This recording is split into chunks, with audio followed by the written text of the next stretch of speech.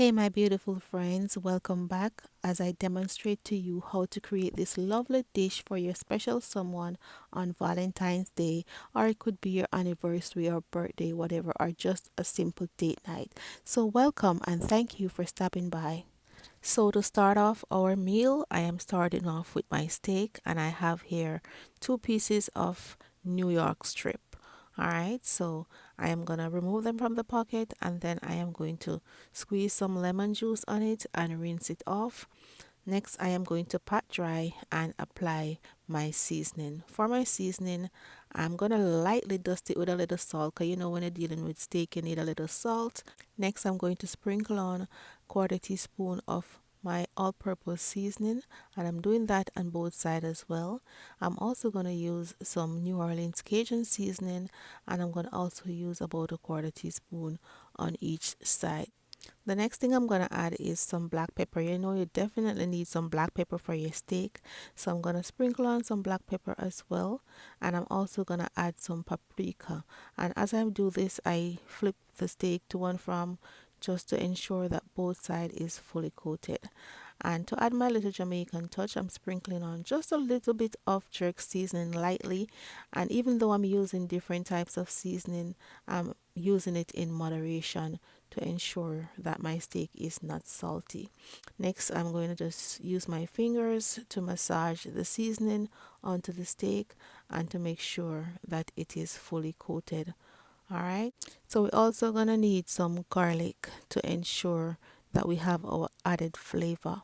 We have enough flavor for our steak. All right. So I'm just squeezing the garlic. I'm also going to add some thyme and rosemary. I already have my skillet heated. I added some oil. You just need like 2 tablespoons. My hands were a bit heavy, so I pour back some of the oil out of the skillet and I'm going to add my steak.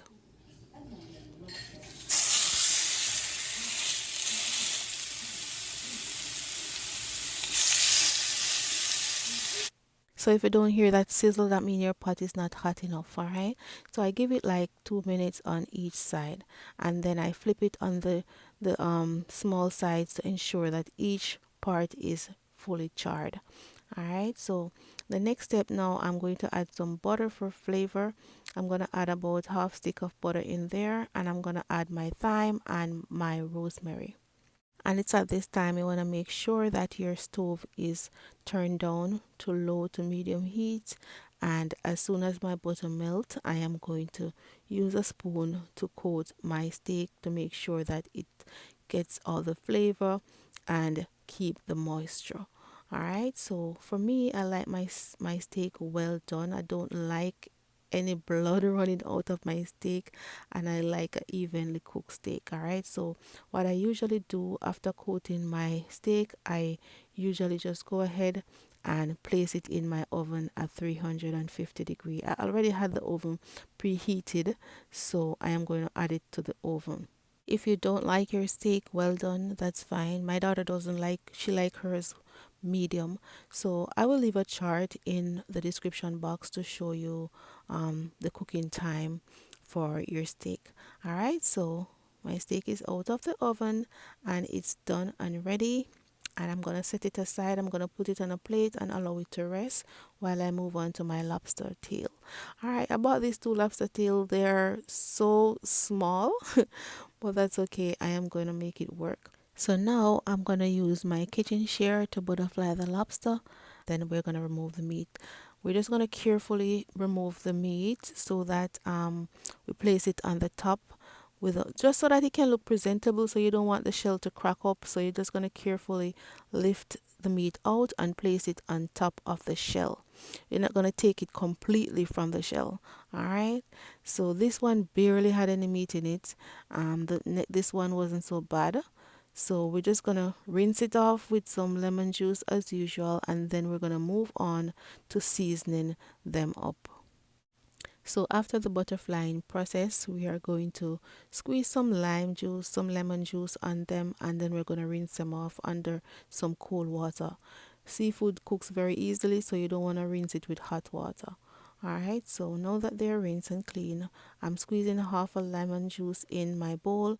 Then I'm gonna add a full teaspoon of my Cajun seasoning. about a quarter teaspoon of black pepper and just a little quarter teaspoon of onion powder and a pinch of paprika. And to add a little bit of seafood seasoning, I'm gonna add a pinch of Old Bay. I'm not really a big fan of Old Bay seasoning, so just a little pinch, and then we are going to apply that to the lobster tails. I also went ahead and melted quarter stick of butter. I chopped some scallion as well, and I'm gonna add half a teaspoon of minced garlic. If you're not a big garlic fan, you can go ahead and add less. But after combining that, I'm gonna make sure that I fully coat the top of my lobster and the bottom with my seasoning blend, and I'm also gonna add my garlic butter on it there as well. All right, so I just decided to just go ahead and bake it in this pie dish as well. We're gonna put it in the oven and allow it to roast. All right, so that's what we're gonna do. We're gonna put them in the oven, and lobster doesn't take a long time to cook, especially since these are so small. 10 minutes tops and they're ready. So you're gonna go ahead and give it like 7 to 10 minutes depending on the size, and it can be more if you have like a bigger lobster tail, but not more than 15 minutes for a lobster tail. So now moving on, we are going to be making some fried shrimp for the appetizer.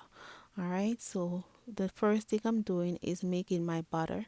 So for the butter, I have quarter cup of flour, and I'm adding a quarter teaspoon each of these seasoning. I'm using some chicken seasoning, some Cajun seasoning, black pepper, garlic powder, onion powder, paprika, and then we're just gonna mix it up and add our water gradually. So we're just gonna add the water gradually, mix until it have my desired consistency.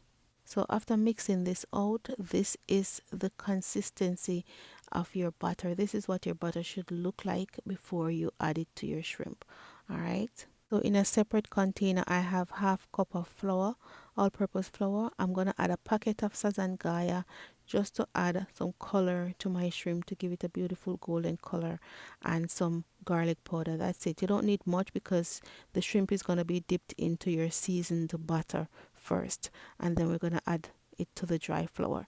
All right, we're just gonna mix it up and then fry them. So before we fry them, we are going to ask you to watch the commercial. So, it's a lot of work I put in these videos, and that's the only way I earn something from it. So as soon as your oil is hot and ready, don't make it too hot where it's gonna burn the shrimp, but enough that it doesn't suck the oil up.